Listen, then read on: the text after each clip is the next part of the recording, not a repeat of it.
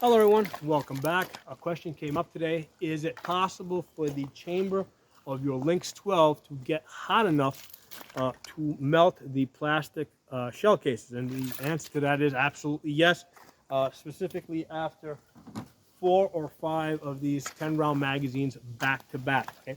Um, Now the way I've experienced this is on many occasions I've been called to different locations to train a group, and I will typically show up with these 100-round value packs, right?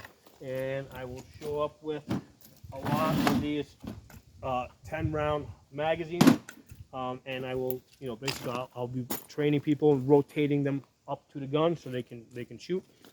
And what I have seen after 4 or 5 of these magazines, they'll usually be a jam. Now the nature of the jam is also usually user error related. What will happen is they won't be holding the gun like tight in their chest to hold it loose. The gun will move around, so there will be a feeding issue related to that as well. But then what I will observe when I look in the chamber and the shell is starting to enter, right, at the point that it goes in and it stops, I will see that the shell in this upper corner here is starting to melt. It will actually take a slant and it will deform. I have no doubt that if I chambered the entire shell and let it sit in that hot chamber, that the whole shell would start to melt away, and it would just create a mess inside of the chamber. Okay, so it takes 4 to 5 of these 10-round magazines. So basically, we're talking about 50 rounds. Okay, so this brings up another question that's come up many times about whether or not the Lynx 12 or similar, right, or Sega 12 or some other AK style shotgun, whether they're a good choice for home defense. And this is one additional reason why it's probably not. I have talked about possible issues of quality control from guns coming from China. Although these guns are very reliable, I don't know if the guns that they're going to ship to you, or how reliable they're going to be if they went through the same quality control process. I do not know that. It's made in some other country that we don't get to examine their facilities. Okay? So aside from that, there's the issue that after 40 to 50 rounds, the chamber is going to get hot enough that it will start melting. The shell. Okay. Now, if we compare that, let's say, to an AR-15 or an AK-47. First of all, AR-15s and AKs, right? Standard 30-round magazines, right? So compared to, okay, 30 rounds in the Lynx 12 compared to 30 rounds in an AR-15. Obviously, there's a bulk issue here. There's a weight issue here because shell cases are a lot heavier. There's a volume issue. So that's the first issue. But people will very easily shoot 3 of these, right?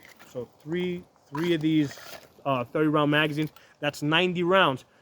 They will easily shoot 3 of these, and they can still continue to shoot more, right? In fact, it's very common for people to shoot 6 of these 30-round magazines. At that point, usually the rail will start getting really hot. If it's an aluminum guard, they're usually not going to be able to hold it. But that's now a problem with just the gun getting so hot that you can't hold it.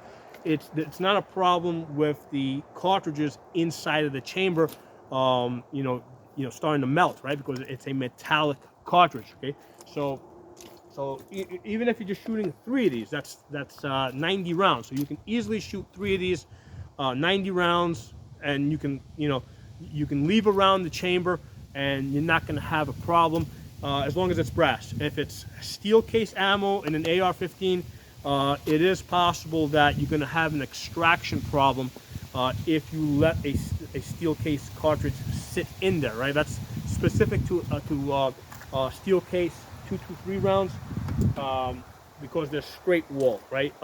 AK-47 rounds, they're a little bit more slanted like this, so they don't have that problem with steel case. They don't have that extraction problem. Also with an AK, if you get a cartridge stuck in there, you have a charging handle. You can basically just kick start it with your foot to get it out, right?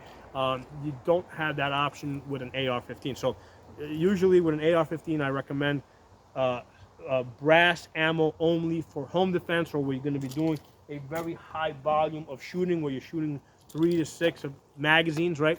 But we can do that with ARs and AKs.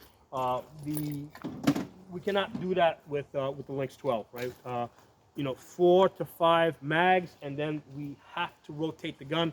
We have to go to a second gun. So a lot of times, what will happen is I will get called to different locations to, let's say, train a group of people. I'll show up with these 100-round value packs, right, and a whole bunch of these magazines over here.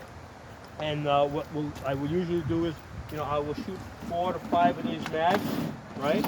4 to 5 of these mags, and then I will rotate the guns, all right? So I'll go to the other gun, giving the other gun a chance to cool down. So I'll rotate the guns so they have a chance to cool down, and that's how I'm able to, do a high volume of shooting with the Lynx 12.